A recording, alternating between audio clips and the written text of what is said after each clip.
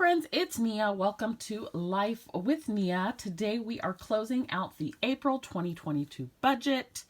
I find that closing out my budget is like the hardest thing to do just because I'm trying to reconcile and it seems like it takes forever, but we are here. So I have here with me the Budget Mom, Budget by Paycheck. I use the box set. I just have a cover on the top on the front of it.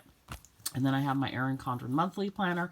This is my 2022 all-encompassing annual planner. And so we are closing out April. We are going to go through goals, income expenses, weekly check-in, and roll over any money left in our cash envelopes, debt, savings challenges, sinking funds, and our plan for May. So for April, the goals that we had set were to save $750, which we did, and we'll talk about that with the savings challenges. Pay off $1K in debt. We did not hit that one. $3K in Etsy sales. So today is April 30th. It's the middle of the day. I checked Etsy and my sales or revenue is like $29.56. So we're just under that. I don't think we're going to hit it. So I'm going to put an X, but I'll come back tomorrow and check what the final number is. I think we'll just fall right under the 3K, which is not bad. Earn 100 on YouTube and 100 subbies. Not going to hit that.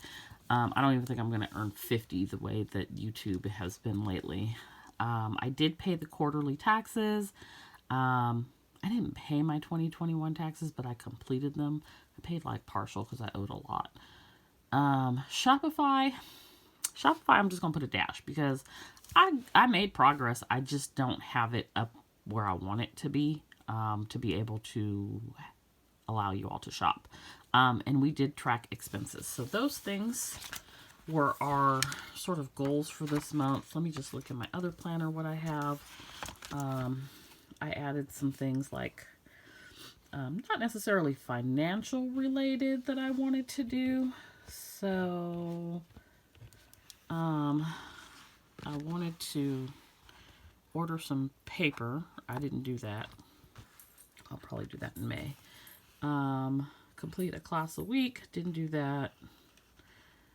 And then I didn't read 15 minutes per day. So yeah, I didn't hit those things. Okay. So income. Let's talk about income for April. So what we expected was $76.45.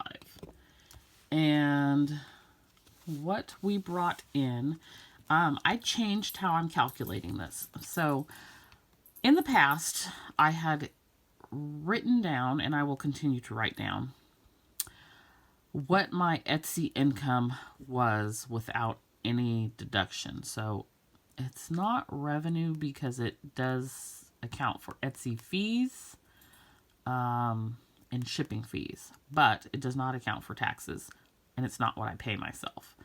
So I'm going to continue. It's basically what Etsy deposits. So I will continue to write that down, but I'm going to also keep track of what I paid myself and the amount I paid in taxes, which is different. So what Etsy sent me is not going to be included in my final number. Instead, what I paid myself will be included in my final number. So I paid myself $1,380, not $2,037. Hopefully that makes sense. So if I had used these numbers, then I would have, I think, hit my $76.45, which is what I estimated for the month.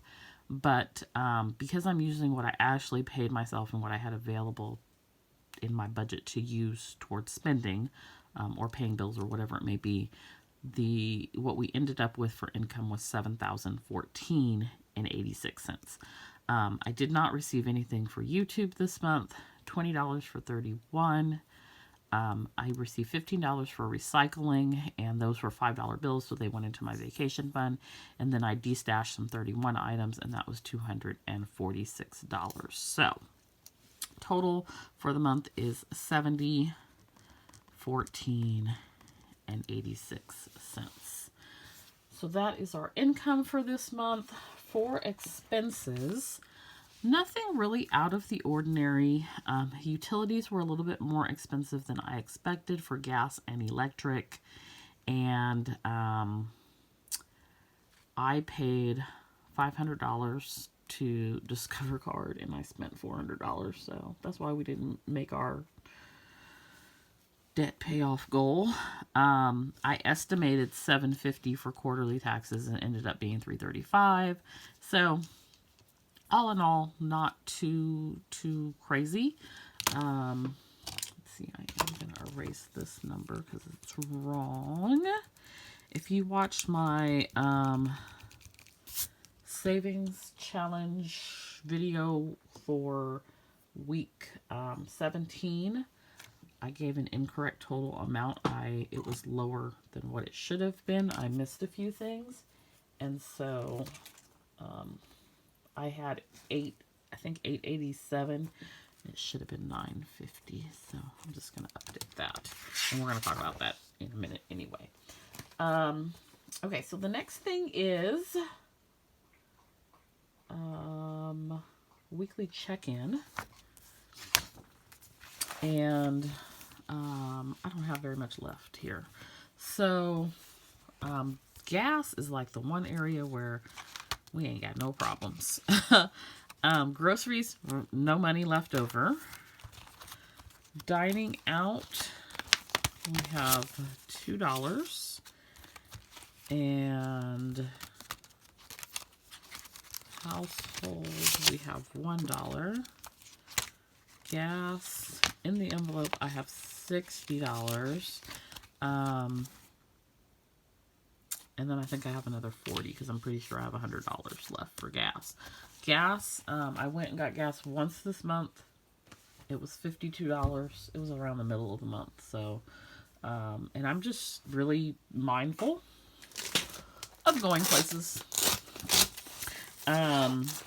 Because, I don't know, I think in part I'm still stuck in this, we can't go anywhere. And then I really can't go anywhere and leave PD for an extended period of time. And gas costs too much to go anywhere. Try to work from home when I can. So all of that is why we have this money in our gas envelope that we are going to roll over into May, which definitely helps with the May budget. For the dining out and the household, I'm going to add that to these 100 envelope challenge envelopes because I don't use them for the 100 envelope challenge because I save that money electronically.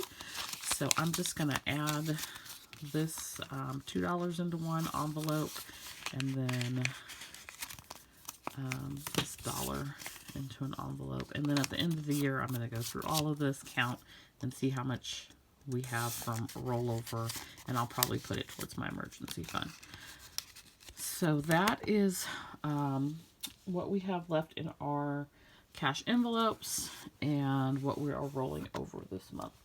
Next, we are going to talk about my least favorite subject, which is debt. So, for April, I started with $18.21 on the Discover card. I paid $500. $18.21. I ended with $16.72. So it's a $149 deduction. So I guess I didn't spend $400. I spent $350. But anyway, we're gonna work on all that. Quicksilver went up just a little bit. I paid $100, but certain things do get charged on there every month, so I've got to get better about making sure I paid those charges. So $17 for the QuickBooks and TurboTax, and like $29 for Shopify, and there's one other thing, it may be Instant Ink, I don't remember, that get charged to that card every month. So that's why there's the increase on that. I didn't spend anything else on there. I had broken up with Klarna, and now we're back together again. So I went from 0 to $275. I had broke up kind of ish. I had one foot in the door, one foot out with Afterpay. I had gotten Afterpay down to $16 and I was going to be done. I think I had about $1,200 that I got up to this month. So we started the month with $694, but I bought some stuff. But we're back down to $577. We're gonna work on paying it off because I just don't even know. And then I got a text message today. Let me see if I can find this text message because I took a screenshot because I wanted to post it, from Klarna. And the text message says, fill up at Chevron or Texaco and split the cost over 6 weeks. Are you kidding me? I'm not buying gas on Klarna or Afterpay ever at all for any reason. So I just thought that was interesting. I'm going to share it with y'all. So that's that. Ulta is paid off, but I did have a $2, like, I guess, leftover interest finance charge. So it's already taken care of. It's still zero on the card. PayPal, I made extra payments to them as well.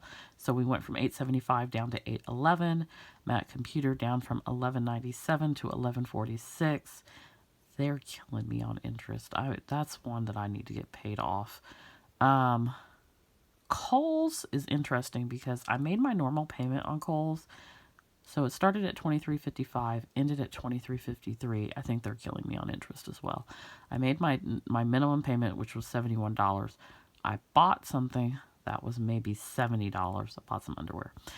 And then I immediately, same day, like I did a in-store pickup, shopping online and did a pickup. So when I picked it up, I made a payment for the amount of the item.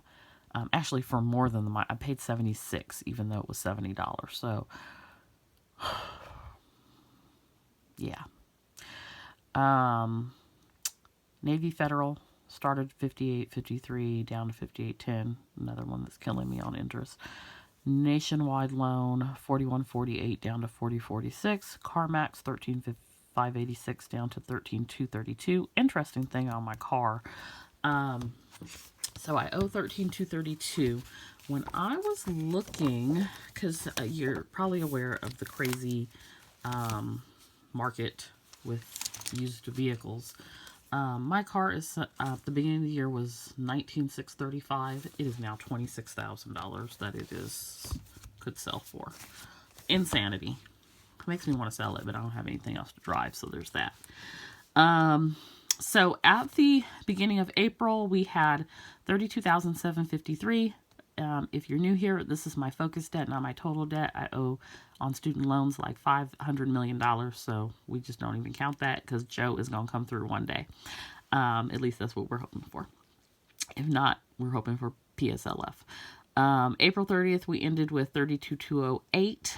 So we paid down on our debt $547. So, which is pretty good considering how much I spent in Afterpay. It would be way better if I had not spent that Afterpay, and if I hadn't added some things to Discover Card. So that's where we're ending with debt. And I have a little debt payoff plan that I'm working on for May.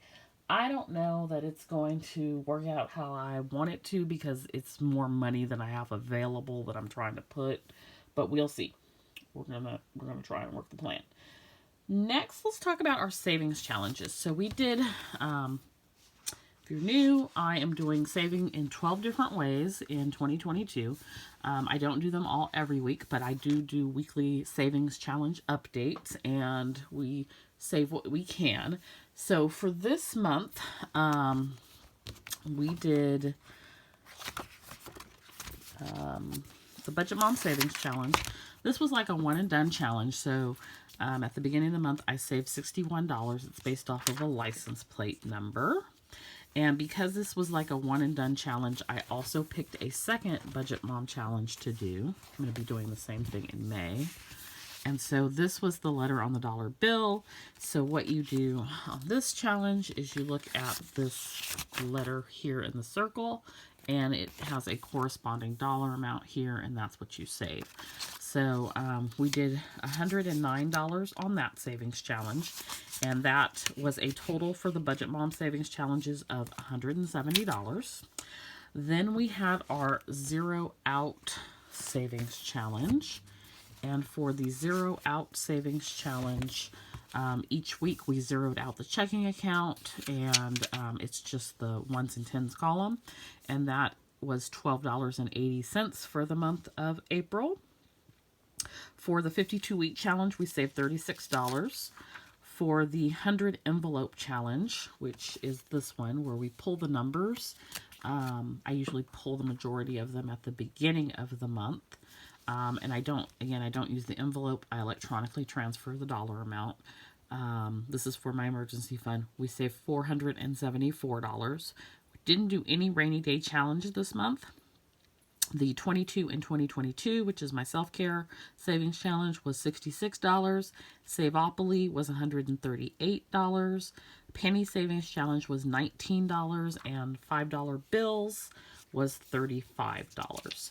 So when I did my savings challenge video that was posted Friday the 29th, I gave an incorrect amount. I said it was $887.86 that was saved, and I missed 2 items in this total. So actually it was $950.80 that was saved. So that is our savings challenge amounts for April. All right. Next up, we have sinking funds. So these are all over the place. So these numbers are to the best of my ability to just be able to really, part of it is I have money in different places and it gets confusing. But that is by choice. So here we are. So for our emergency fund, we ended April with $2,750.86. We ended taxes with $24.25, and these are the 2 largest funds for me. So a little over $5,000 is in my emergency fund and my taxes fund. My taxes fund is more of a revolving fund. Money goes in, money comes out. So $415 went in this month, $730 went out. Just something to think about. You're not always growing an emergency fund. You may be spending from the fund. Vacation fund has $610.72. Health has $250. Car has $342. Bulk shopping has $164. This is another one where money pretty much every month goes in and comes out, is bulk shopping. Same thing with PD every month, because now with his medication. So we ended the month with $186. Home, which is really just my 52-week savings challenge, ended with $178. At the end of the year, I will combine the home with some other savings challenges, and it will be one home fund. But I like to keep track of the various savings challenges individually to see what I am saving from those. Business ended with $13, and that was in large part to buying some office supply related things, some things to make staying at a home office all day more comfortable. Christmas didn't add anything this month. It's usually loose change. So we ended with $274.51. Black Friday ended with $200. Self-care ended with $67. I dipped into this one a lot to cover some self-care items that I purchased for myself for hair care and skin care, which is one of my goals for this year, to work on those items. I have just horrible skin issues, and it impacts my scalp, my skin, everything. Just really, really bad dermatitis. So bought some natural products, and they have actually been helping tremendously. So no regrets there. Birthday, we ended with $200. Sam's Club membership, $10. Costco membership, $10. Amazon Prime membership, $10. Canva, $10. P.O. Box 135, that should be coming due, I think, in May, maybe June. Clothing, because again, I spent that $76, we ended with $30. The Budget Mom Savings Challenge, $431. That is, again, total from January through the end of April because the budget mom, I'm just trying to not make revolving at all. I am working towards saving. So all of these savings challenge, I'm just working towards trying to save those. Saveopoly, we ended with $296. Penny, $105. Nothing in the rainy day fund. I'm not calculating the amount I saved for the Zero Out Challenge on here because I've included it in my emergency fund up here. And then I have not been including utilities on here, but I do keep a utility sinking fund. So I decided to go ahead and add it on. It had $120 at the beginning of the month, and it still has $120. So all of these funds total $8,818.09. And that is just under $800 in growth over the month of April. I'm thinking by the end of the year, we may make it to like 20,000 between all of our sinking funds. Our sinking funds are not necessarily, I don't want to say they are savings and they aren't savings. They are saving for a specific thing. So I don't know. I could end up making like a really large tax payment, which I think would drastically bring down the total dollar amount, but I'm pretty excited about how sinking funds just like really changed my budgeting for me and has helped me tremendously. So I can't emphasize enough how important I think they are and how great I think they are for any budget. Okay, so the last thing is like, what is the plan for May? And so I did a quarterly check-in. So I have like a Q2 plan, and part of that is my May plan. So I want to get the debt under $31,000, and we are, again, we ended the month at $32,208. So if we can get a good $1,200, we'll get down to $31,000. And I gave myself really until June to do that, but I'm really working towards that in May. I'm only going to save intentionally $500 for May to have more money to put towards debt. So the savings goal had been between $750 and $1,000, so we've dropped that down to $500, and it'll be $500 for June as well. And a big chunk of that is already done with the 100 envelope challenge with the numbers pulled for May. I want to maintain expenses because I think my expenses are pretty reasonable. Hoping to increase revenue for Studio Bliss Co. And then I want to work more on my goals and my 2022 list. And, with paying off more debt and getting under 31K, I've just really got to flesh out my debt payment plan and see how I can work that out to hit the goal. So that is the April budget review. I hope that you enjoyed this video. Let me know how your budget went for May and what you are planning to do differently or what worked really well in April. Don't forget to like and subscribe, and I'll see you next time. Bye.